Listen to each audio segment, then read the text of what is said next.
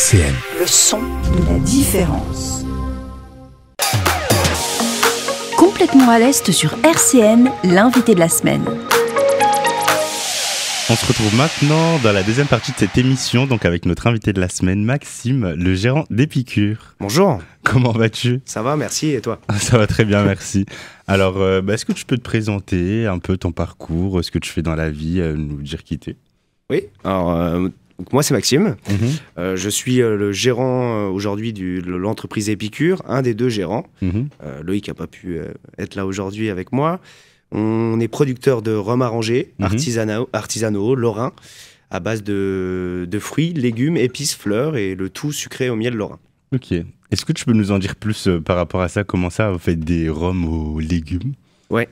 Alors on s'enregistre, on a quelques recettes type traditionnelles, réinventées, modernisées, et on a eu cette envie d'aller chercher des produits plus inhabituels comme le légume. Ouais. Donc on a expérimenté plus longuement sur cette gamme, et c'est vrai qu'on a aujourd'hui un rhum carotte, un rhum fenouil, un rhum betterave, rhum tomate, poivron, voilà. Et encore aujourd'hui, la marche est encore longue parce qu'on peut encore travailler d'autres légumes, d'autres plantes vertes. On travaille la lavande par exemple, on travaille la verveine, on travaille des épices comme le curcuma, la citronnelle. Et d'où ça vous est venu cette idée d'ouvrir une entreprise de rhum variée comme ça ? Eh ben, c'était pas prévu du tout. Ça a commencé en 2018, on était de corvée de ramassage de mirabelle dans nos vergers familiaux. Et puis au lieu de mettre ça dans des confitures ou dans des tartes classiquement, on a fait le premier rhum arrangé à la mirabelle de Lorraine, chez nous, pour nous. Et puis, suite aux avis de notre entourage, on a décidé de continuer cette aventure-là.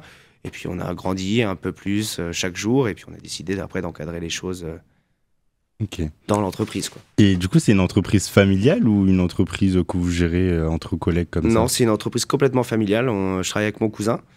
Chez nous, tout est fait à la main, tout est fait artisanalement dans nos locaux. Alors, notre laboratoire se situe à côté de Château-Salin. Le siège social de la société est du côté de Saint-Max, donc on est hybride. On remplit ce débat 54-57. Voilà, et c'est une aventure familiale. Alors, Loïc ne serait pas là pour se présenter, mais on est deux entités complètement différentes, opposées, mais qui s'unissent pas trop mal. Et puis voilà, l'idée c'est de se faire plaisir. Alors on a aussi d'autres membres de la famille qui viennent de temps en temps prêter main forte, donc c'est vraiment sympa. Ok. Et comment ça a commencé tout ça ? Est-ce qu'avant, tu étais déjà dans une optique de créer une entreprise, ou c'est vraiment venu comme ça c'est venu comme ça. À la base, moi, j'ai fait des études en restauration, donc j'étais quand même pas très, très loin de ce domaine. Je travaillais en tant que barman pendant de nombreuses années un peu partout en France. Moi, j'avais plus cette expérience significative du bar, du monde de l'alcool, ces choses-là, mais par exemple Loïc, pas du tout. Il était dans la démolition, dans le domaine complètement divers, et puis on a appris ensemble à se former sur ces méthodes-là, sur des productions, et par mon expérience et par sa créativité aussi. Et puis voilà, quoi. Et puis ça a continué. Ouais, donc vous êtes quand même bien trouvé pour créer cette entreprise assez innovante aujourd'hui. Ouais, Loïc, ça fait, on se connaît depuis toujours, mais ça fait plusieurs années qu'on passe énormément de temps ensemble, qu'on réfléchit ensemble vers cette orientation-là, donc on se connaît plutôt très bien et c'est assez fluide chez nous. C'est, je pense, ce qui fait que ça marche à peu près aujourd'hui. Ok.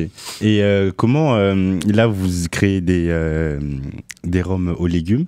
Comment ça vous vient l'idée maintenant de créer de nouveaux rhums avec des fruits, des légumes comme ça, ou même d'autres ingrédients Alors on s'inspire beaucoup de recettes gastronomiques, que ce soit des plats, des desserts, des cocktails aussi qui ont été inventés. Par exemple, le rhum tomate céleri qu'on a sur le légume, ça provient d'une idée qui était le Bloody Mary, le cocktail vodka tomate qu'on boit dans nombreux bars. L'idée c'était de déstructurer tout ça, refaire quelque chose de sympa, mais sur une base de rhum. Donc voilà, cette idée-là est venue d'un cocktail. Par exemple, abricot lavande, c'est issu d'un gâteau sudiste qui travaille l'abricot, la lavande, une génoise, ce genre de choses. Donc on essaye de déstructurer pour retrouver cet arôme-là. Il y aura peut-être un rhum arrangé l'année prochaine, galette des rois. C'est pas impossible, c'est dans les tuyaux. D'accord. On aimerait bien goûter. Ça a l'air d'être très intéressant comme goût. un rhum carotte par exemple. Ouais, puis aujourd'hui, l'avantage de cette gamme légumes, c'est que c'est une gamme qui n'est pas juste exclusive au digestif.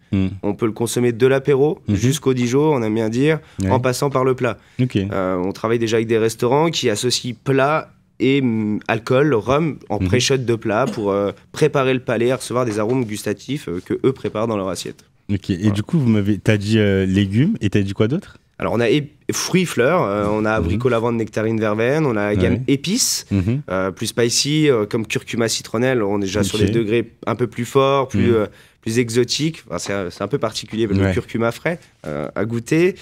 On a orange cardamone, voilà, on aurait pu faire tout simplement un rhum arrangé à l'orange, mais notre but c'est d'aller toujours chercher un petit truc qui va relever, qu'on va se dire ah ouais c'est sympa, c'est différent. Ok, donc vous êtes plus dans l'innovation, plus dans le nouveau, des trucs qu'on n'a jamais vus. Comme je vous disais, il peut avoir un rhum cornichon, c'est pas impossible non plus. Voilà, on travaille sur des combinaisons concombre eucalyptus, on travaille des produits de plus en plus terroirs à chez nous, autour de la bergamote, autour du safran lorrain qu'on peut avoir aussi ici. Il y a une palette de combinaisons infinie, mais on ne peut pas tout commercialiser non plus. Il y a une gestion, donc c'est pas possible. Et justement, par rapport à la gestion, d'où viennent vos rhums? Comment ça se passe la production? Est-ce que tout est produit ici ou vous importez d'ailleurs? Alors uniquement le rhum qui n'est pas de chez nous, on ne le produit pas encore. Provenance île Maurice, on travaille sur un rhum blanc agricole 45 degrés qui après préparation finit à 32-35 degrés chez nous. Tous nos approvisionnements sont majoritairement français. On a 70% de matières premières locales lorraines, une vingtaine de pourcents françaises autres que lorraines, et puis le dernier petit pourcentage sur le commerce équitable et ou bio pour les produits de type étranger, passion, ananas, parce qu'on a quelques classiques aussi avec notre rhum exotique, notre rhum ananas. Ok. Et est-ce que vous avez des labels ou c'est comment par rapport au concept Alors, on peut faire notre activité sans label, avec un petit peu d'envie et c'est possible. Aujourd'hui, nous, on vient d'être labellisé la Lorraine Signature qui nous référence comme les 70 produits aujourd'hui de type lorrain, de qualité artisanale. Il y a eu des vérifications de laboratoire, des choses comme ça, pour obtenir ce label-là. Et on participe, alors ça c'est plus le challenge entre moi et Loïc, d'aller se mesurer aussi un petit peu à d'autres rhums arrangés de France, du monde entier. On participe à 2 concours. Concours lorrain, le Agria Grand Est, tout ce qui est innovation agroalimentaire. On pense peut-être s'enregistrer dedans avec cette gamme rhum légumes. C'est d'ailleurs celle-là qu'on a enregistrée en concours, toute la gamme. Et puis on participe au concours international de Lyon. Voilà, où on peut avoir quelques médailles, des politiques derrière. Il y a plein de petites choses sympas à obtenir. Donc on attend les résultats le 23 mars. D'accord, on attend de voir ça. On espère que ça se passera bien pour vous. Est-ce que vous qualifiez quand même pour des personnes innovantes, parce que vous allez toujours un peu plus loin, on dirait, dans ce que vous faites, toujours à la recherche du nouveau? Oui, je pense que c'est peut-être nous qui sommes innovants, mais je pense que c'est la population qui a besoin d'être innovée. Aujourd'hui, les gens en ont marre des choses tout le temps carrées, simples. Le but, c'est de leur donner un peu de plaisir. En tant que premier consommateur de rhum ou d'autres alcools, j'aime bien la nouveauté, qu'on m'explique pourquoi tu as fait comme ça, pourquoi tu as utilisé ci, pourquoi tu as utilisé ça. Donc c'est un petit peu comme ça qu'on essaye de réagir aussi avec nos clients. On écoute beaucoup. Il y en a des gens qui ont des très très belles idées qu'on essaye de mettre en pratique derrière. Et puis de répondre à une attente aujourd'hui qui, je pense, a besoin de nouveautés. Je pense, j'imagine que vous devez avoir quand même de très bons retours pour pouvoir accéder à ce côté innovation et tout le temps proposer une autre gamme de rhum par exemple. Et effectivement, là on nous a conseillé par exemple, recommandé peut-être de faire de nouveaux rhums arrangés mais sur d'autres bases de rhum, peut-être d'un autre pays où on a voulu jouer la carte locale outre-mer français, on va dire. Mais on peut aller aussi chercher d'autres bases, on peut travailler avec d'autres ingrédients. Ça va changer. On a pu revoir tous nos designs. Ce qu'on nous a dit, c'était un peu simpliste, c'était pas notre fusil d'épaule premier, mais voilà, on a retravaillé. On écoute beaucoup aussi les recommandations des gens. Donc vous êtes quand même à l'écoute de vos clients. Et vous avez quand même ce retour-là à chaque fois On a aujourd'hui majoritairement des avis positifs, on n'a pas trop de négatifs, mais on aime bien aussi les négatifs, ça nous permet de se remettre en question, d'où les concours, tout ça, pour se remettre un petit peu en question face à ça. Donc voilà, on continue. D'accord. Et au-delà de tout ça, vu que tu as l'air d'être quand même une personne super... qui se challenge beaucoup, tu fais que ça dans la vie ou tu fais d'autres choses Non, j'ai une palette d'activités un peu plus importante. Donc j'ai cette première activité-là. Mais la genèse de tout ça, c'était une première auto-entreprise que j'ai créée il y a quelques années, il y a 6 ans, dans tout ce qui s'enregistre dans les circuits courts, qui permet d'apporter des solutions économiques, de qualité à des consommateurs comme toi et moi, qui ont envie de consommer local, français, améliorer leur budget d'achat aussi à l'année, et puis pour certains de gagner, mettre en place des revenus. C'est dans ce système-là que Circuit Court que je me suis créé dans l'entrepreneuriat, puis Épicure, et puis à côté de ça, j'ai quelques fonctions de responsable d'une association à Nancy. D'accord, on va pouvoir développer ce sujet-là. Pour l'instant, on va écouter de musique, donc j'aimerais te demander qu'est-ce que tu aimerais nous faire passer aujourd'hui en tant que, comme musique. On pourrait peut-être écouter Bob Marley, One Love, le film est sorti hier. Ok, allons-y. RCN, complètement à l'Est, Elfenoul. Alors, aujourd'hui, on est avec Maxime, le gérant d'Épicure. Alors, comment vas-tu? Tu vas toujours bien? Ça va toujours très très bien. Parfait. Alors, on était en train de parler de tes activités autres que Épicure. Donc, est-ce que tu peux nous redire ce que tu fais? Donc, tu m'as parlé de circuit court. Est-ce que tu peux nous expliquer d'autant plus qu'est-ce que c'est le circuit court? Alors, le circuit court, c'est une manière de consommer en direct avec des intermédiaires, avec des fabricants. Aujourd'hui, quand vous allez tous faire vos courses dans les magasins, il y a des intermédiaires entre le producteur et puis vous-même. L'idée du circuit court, c'est de supprimer une grande partie de ces intermédiaires, récolter ce budget qui a été économisé et de le répartir d'une façon plus juste. Une meilleure partie pour les fabricants, une meilleure partie pour le consommateur. Et avec tout ça, ce qui nous permet de faire plusieurs centaines d'euros d'économies sur notre budget de course annuel. Donc nous, c'est comme ça qu'on travaille avec ma conjointe. Déjà, pour une consommation personnelle, on a pu réduire notre budget d'achat, avoir un vrai impact. Il y a un impact écologique derrière parce qu'il y a des solutions d'emballage où on va moins impacter sur l'environnement. Voilà, il y a vraiment des choses à faire dans ces économies, ce qu'on appelle de circuits courts, des économies collaboratives. Et voilà, et puis avec ma conjointe, aujourd'hui, on va un petit peu plus loin. On accompagne d'autres consommateurs à régulariser aussi, s'ils le souhaitent, leur budget d'achat et pour certains de mettre en place des revenus, on va dire, à toute échelle possible, quoi. Donc là, ça vise plutôt l'économie, donc ton argent au quotidien pour avoir beaucoup plus de rentabiliser sur le mois, par exemple. Aujourd'hui, quand on allume tous la télé, il y a un impact fort de l'inflation. Alors c'est vrai que sur ce domaine dans lequel on travaille uniquement sur les produits hors alimentaires. Donc nous, on continue aussi une grande partie de nos achats à faire dans les grandes distributions classiques, mais c'est vrai que sur tout ce qui est hors alimentaire, on ne fait plus nos courses dans ces systèmes. On pense qu'il est plus vertueux de répartir l'argent soit entre nous, soit aux fabricants pour qu'ils vivent mieux, connaissant l'autre partie d'être fabricant. Voilà, c'est toute une économie à elle-même. D'accord. Et du coup, comment ça se passe si on a envie de participer à ce truc-là, d'économiser au quotidien? Alors déjà, me contacter, je peux laisser mon numéro. Voilà, en général, on présente d'abord cette centrale d'achat pour que les gens comprennent bien comment ça marche. Parce que c'est une centrale d'achat, j'ai envie de dire, non lucrative. L'intégralité de l'argent est redistribuée dans un réseau, soit dans un réseau de consommateurs, dans un réseau de conseillers aussi qui vont prendre le temps avec chaque consommateur de les aiguiller, de les conseiller, et ou pour les fabricants. Donc c'est vraiment... bon pour tout le monde, c'est pas bon pour une personne qui est tout en haut et qui récolte les gains, on va dire. D'accord, donc au final, quand on rentre dedans, on n'a rien à perdre. Quand tu viens et que tu fais tes courses, tu vas juste gagner. Déjà, je pense que le premier effet, c'est de découvrir. Alors, on prend un rendez-vous, on explique cette centrale d'achat, on va essayer de comprendre avec un profil consommateur ce que vous avez l'habitude d'acheter. On va vous proposer une alternative qui sera en général plus économique aussi et qualitative. Et progressivement, on va transférer vos habitudes de consommation vers un autre système ou grâce à un autre système et qui va vous permettre de faire plusieurs centaines d'euros d'économie à l'année. Donc il y a déjà cette première étape et puis après, il y a des gens qui en plus d'être consommateurs, ont de la conviction, une envie d'aller un peu bouger des montagnes et nous rejoignent aussi dans nos équipes et puis on travaille tous ensemble à la réalisation des projets de chacun. D'accord, donc on peut être tout autant consommateur que conseiller, acteur. C'est ce qu'on dit, consomme-acteur, c'est vraiment ça. Nous, il n'y a pas de vendeur, il n'y a pas d'études, il n'y a pas de formation spécifique. Alors, il y a tout un process de formation en interne pour quand même connaître les produits, etc. Mais je pense que pour être convaincant, il faut être convaincu. Donc, je pense que ça commence par l'utilisation des produits avant de les conseiller. Donc, c'est ce qu'on conseille aux gens. Tester, rendez-vous compte. Et là, après, vous avez déjà un bagage d'utilisation personnelle qui vous permettent de le conseiller à d'autres. Ok. Voilà. Et donc, pour la première utilisation, si je suis consommateur aujourd'hui et que j'ai envie de commander dedans, qu'est-ce que je peux y retrouver? C'est des produits locaux, c'est des produits Vous pouvez quasiment qu'on trouve tout ce partout? qu'on trouve dans la grande distribution, de type classique, hors alimentaire, mais ça va très bien du produit d'entretien pour faire le sol, au dentifrice pour se laver les dents, Ok. au caleçon pour hommes ou à la lingerie féminine, quoi. On est vraiment sur un panel large, du maquillage. On a toute une gamme dédiée aux animaux. Voilà, parce que ça aussi, c'est une des valeurs de cette centrale, le bien-être animal. Donc, on met des produits de meilleure qualité. Ouais.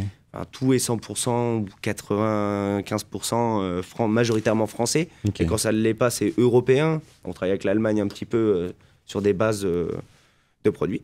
Ok. Et comment, ma première utilisation, je vais sur le site et je commande directement comme ça ou il faut passer par... Alors non, parce que vous pourrez accéder sur le site à un site marchand, mais qui vous recommandera dans tous les cas de passer par quelqu'un. Ok. Parce qu'on travaille vraiment sur ça, sur la relation avec les gens. Mhm. Il n'y a pas ce côté vendeur-client, il y a le côté relation de deux personnes qui ont un bon plan à se partager. Ok. Et on passe du temps ensemble. Donc l'idée, c'est d'avoir un vrai contact, quelqu'un qui conseille, Mhm. qui passe la commande à votre place, qui va vous livrer les produits en général en 2 à 3 jours maximum après la commande. Et puis il y a tout un suivi, un process ensemble qu'on met en place de mois en mois pour que vous puissiez faire vos courses de la même manière que vous le faites à droite et à gauche, quoi. Ok, et donc là, quand j'ai passé le cap de commander avec la personne qui m'a conseillé, si là j'ai envie de participer, de devenir acteur. Alors à ce moment-là, on va aller un peu plus en profondeur, comprendre comment ça fonctionne. Il y a bien évidemment un commissionnement, il y a une partie financière derrière aussi. Donc on vient vous expliquer tout ça. Et par contre, on va vous prendre en charge. Ok. C'est-à-dire, on ne vous laisse pas tout seul. Il n'y a pas de chef, mais on va vous montrer le bon chemin à suivre pour que ça marche aussi pour vous. Ok, donc là, si je comprends bien, toi, tu es gérant et puis tu es aussi acteur de cette... Oui, parce qu'aujourd'hui, on est un réseau d'un peu plus de 10 000 personnes comme nous en France à réaliser la même activité. Donc, voilà, j'ai cette petite... C'est grâce à ça que j'ai pu évoluer vers un entrepreneuriat où moi, je crée la société parce que là, on m'a mâché énormément le travail. Ok. Et j'avais juste à faire, on va dire. Ok. Et donc, tu conseilles souvent des clients pour ce cours... Enfin, comment on appelle ça déjà? Cette économie en circuit court. Ouais. Cette économie en circuit court, du coup? Tu conseilles souvent des gens Aujourd'hui, c'est ce qui fait avancer cette boîte-là. C'est le réseau, les gens, Oui. la famille, les amis au départ, la connaissance, les voisins. Enfin, tous nos gens, on n'a pas besoin de voir beaucoup de personnes pour réussir dans cette activité. Okay. C'est vraiment la fidélisation qui est plus importante que la quantité. On passe plus de temps et les gens nous font confiance et progressivement construisent leur budget différemment et progressivement. C'est ce qui nous fait vivre aussi indirectement et gagner des revenus. Alors, quand je disais revenus, ça peut être tout type de revenus. C'est une activité qui peut être pour une deuxième activité à quelqu'un, pour un revenu complémentaire, pour une reconversion perso, ou même pour avoir l'envie de créer sa boîte quand on ne sait pas, ou on n'a pas envie de mettre trop d'argent sur la table au départ. C'est une possibilité.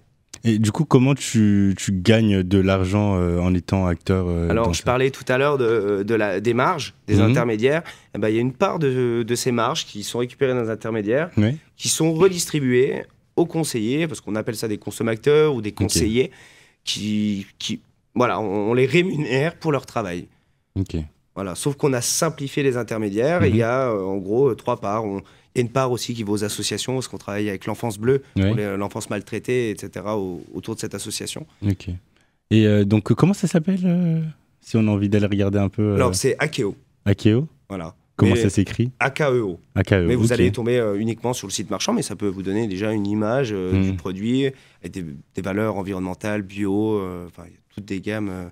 Et donc, pour se renseigner déjà avant de pouvoir... Ça permet de regarder les produits, fiez pas qu'au prix. Parce qu'il n'y a pas que les prix aussi. Il y a toute la démarche, comme j'ai expliqué tout à l'heure, le coût du baril de lessive. Il y a l'utilisation à regarder dans le temps. Parce que des fois, vous parlez du baril de lessive à 24,90 €, ça peut interpeller tout de suite quelqu'un. Mais il faudrait voir que la consommation et l'utilisation est pendant 1 an et demi. Et du coup, on en discutait tout à l'heure. Le ratio lessive par mois est très, très minime. Voilà. Donc, d'où le conseil, d'où le coup de prendre un rendez-vous et être vraiment conseillé pour comprendre et pas juste se fier à une plateforme marchande au premier abord. Ok, donc là, si on a envie d'avoir un peu du pouvoir d'achat, on peut aller voir sur Akeo et on peut se faire conseiller. On peut me contacter et on se fera un grand plaisir de prendre rendez-vous. D'accord. Et du coup, là, il y a Akeo et tu fais quoi d'autre? Parce que je sais que tu fais quand même plusieurs activités. Ouais, j'ai une dernière activité, mais celle-là, c'est plus bénévole. Ok. Oui, on va dire sur ce système-là, Mm. ma conjointe et moi-même, on s'occupe des événements de toute la partie organisationnelle d'une association à Nancy qui s'appelle Mhm. La Bande à Tata Karine, Ouais. qui est une association qui vient en accompagnement des enfants en situation de handicap et ou malades Ouais. et des enfants de la protection de l'enfance. Ok. Donc on fait plusieurs événements dans l'année à leur profit. Et voilà, il y en aura 2 déjà que je peux vous dire, pas encore les dates, mais Ouais. il y aura une grosse journée associative en juin Mhm. et normalement un gros loto en septembre. Ok. Voilà, donc c'est des événements type classique association. Mm. C'est ce qui nous permet d'avancer et de financer des thérapies, du matériel et des rêves d'enfants. Ok. Et donc toi, quelle est ta participation dans cette association? Alors aujourd'hui, on est ma conjointe et moi, on a repris le poste de salarié. On a Mhm. un poste de salarié. Bon, Chloé est aussi bénévole depuis toujours au sein de cette association-là. Mhm. Donc on a un poste pour nous deux et voilà, notre but c'est d'organiser, chapeauter tous les événements à l'année, Ouais. toutes les rencontres, toutes les manifestations, enfin tout ça quoi. Ok. Et donc là, tu parles souvent quand même de ta conjointe, donc elle est souvent, enfin, vous travaillez Ouais. tous les deux dans Alors tous tes projets? elle a une autre activité à côté, hein, Mhm. mais effectivement on partage déjà 2 jobs en commun, donc Ok. voilà. Et heureusement qu'elle est là. Ok, donc parce que vous gérez quand même tous les deux ce côté Ouais. professionnel de vos C'est activités. surtout elle qui gère toute la partie carré administratif Ouais. en temps réel, et moi je suis plus tout ce qui est partie démarchage, commercialisation, ce genre de choses. Ok.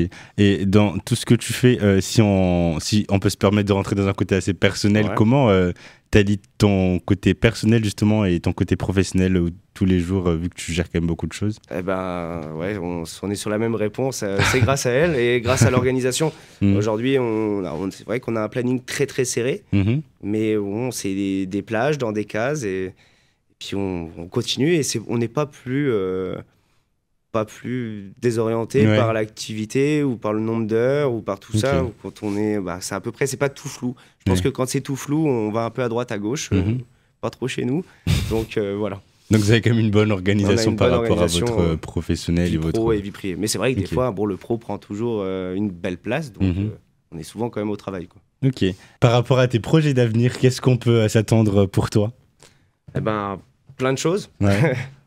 Pour Épicure, qu'on continue cette avancée-là. Mhm. On a quelques projets avec Loïc derrière. On peut pas en parler, mais Ouais. voilà, on a encore plein de belles choses à faire avec Épicure et autres, on va Mhm. dire.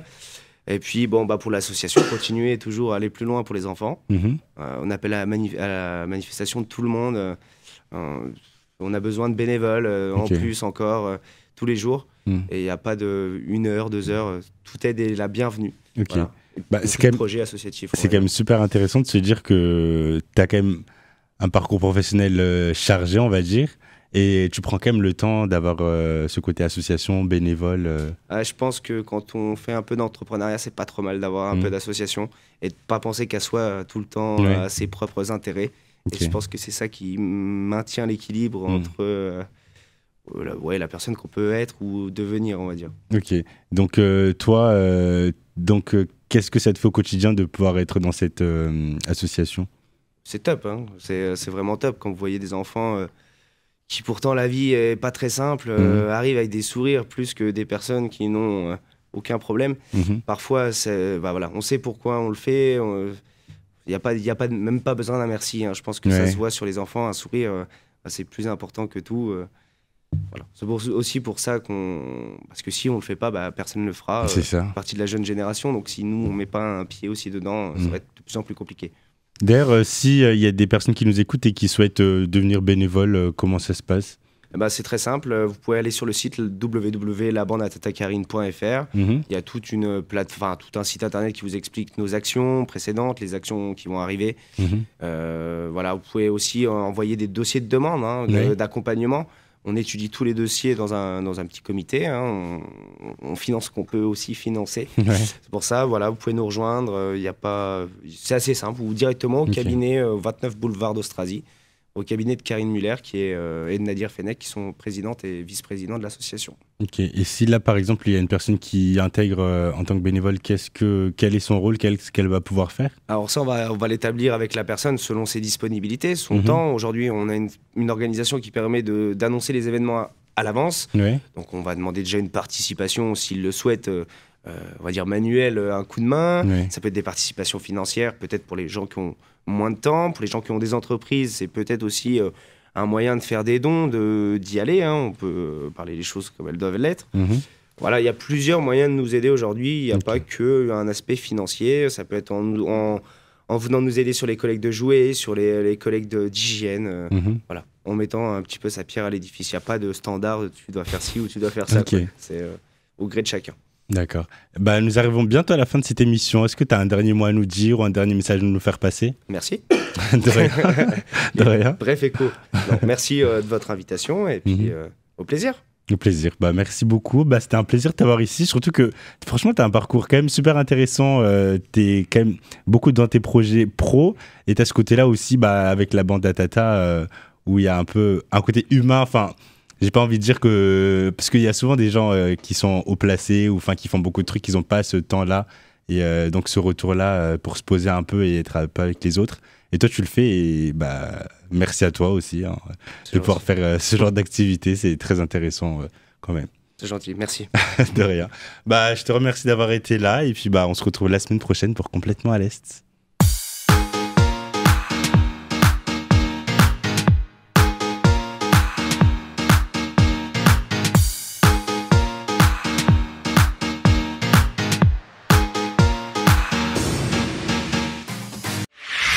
RCN, www.rcn-radio.org